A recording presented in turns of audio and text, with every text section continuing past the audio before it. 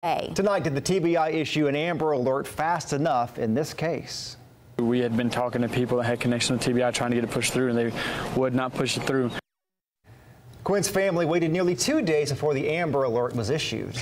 TBI says Trinity's disappearance didn't meet their criteria to issue that alert right away. News Channel 9's Allison Levine tells us what the criteria is and when and why the TBI changed its mind. Allison. Josh Latricia, at first, Trinity Quinn's disappearance seemed mirror to that of Elizabeth Thomas's from March. A teenager missing with an older man.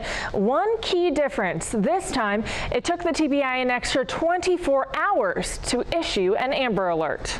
In the beginning, there wasn't an Amber Alert. At 7 a.m. on Monday morning, police say Trinity Quinn's grandmother dropped her off here.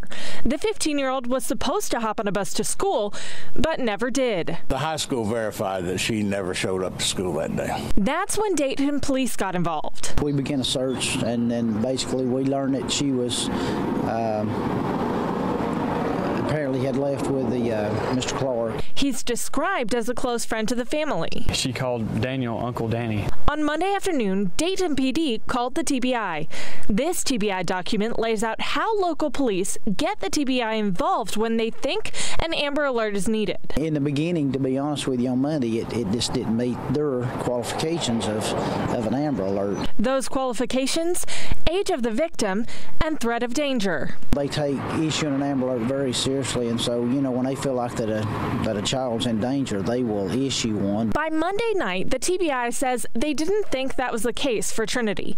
In an email, TBI spokesperson Josh Devine says Daniel Clark's lack of violent criminal history and absence from the state sex offender registry led the agency to hold off on an Amber Alert.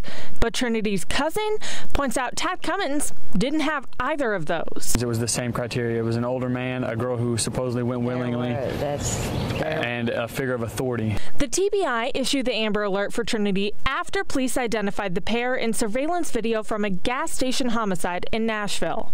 A tragedy Trinity's grandma thinks could have been avoided. I just think if they had put his picture on the news a lot sooner, then maybe it wouldn't have not went this far, and they would have been caught a lot sooner.